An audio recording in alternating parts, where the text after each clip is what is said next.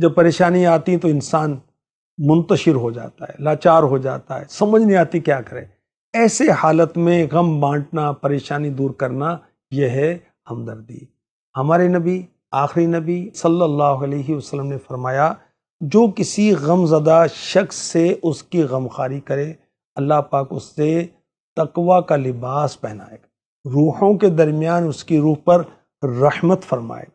جو کسی مصیبت زدہ سے تعزیت کرے گا، اللہ پاک اسے جنت کے جوڑوں میں سے 2 ایسے جوڑے عطا فرمائے گا جس کی قیمت دنیا بھی نہیں ہو سکتی۔ اللہ اکبر۔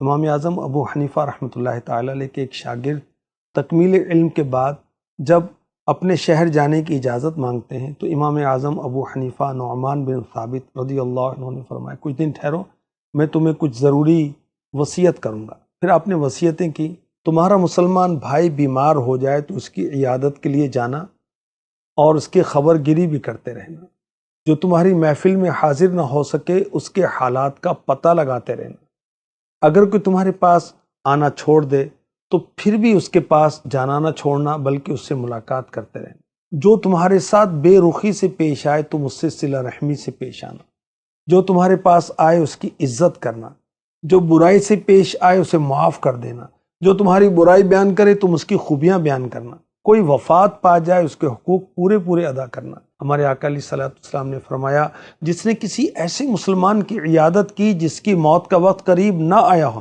اس نے 7 مرتبہ 7 ٹائم یہ الفاظ کہے تو اللہ پاک اس مریض کو مرض سے عافیت عطا فرماتا ہے۔ اسأل اللہ العظیم رب العرش العظیم ان یشفیک۔ سبحان اللہ۔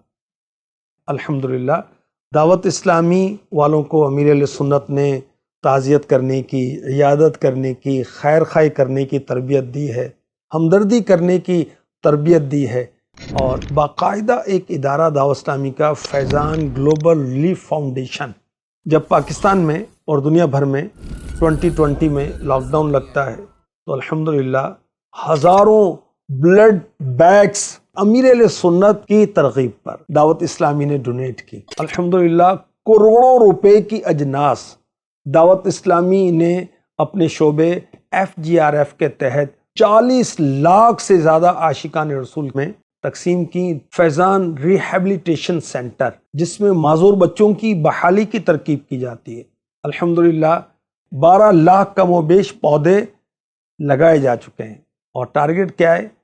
2 ملین پلانٹس انشاءاللہ الکریم دعوت اسلامی لگائے گی۔ زلزلے کی صورت میں بھی FGRF پانی، جوسز، راشن، خیمے، ڈسپوزیبل برتن، کمبل، نقد رقوم تقسیم کرتی۔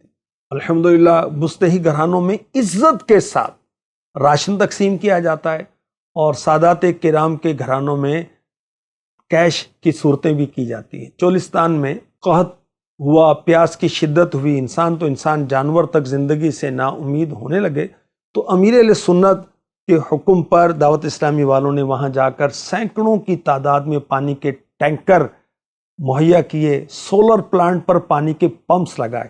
اللہ تعالی ہمیں اپنے پڑوس میں، غریب رشتہ داروں میں، اہل محلہ میں امداد کرنے کی، ہمدردی کرنے کی، عیادت کرنے کی، تعزیت کرنے کی توفیق و سعادت نصیب فرمائے۔ آمین۔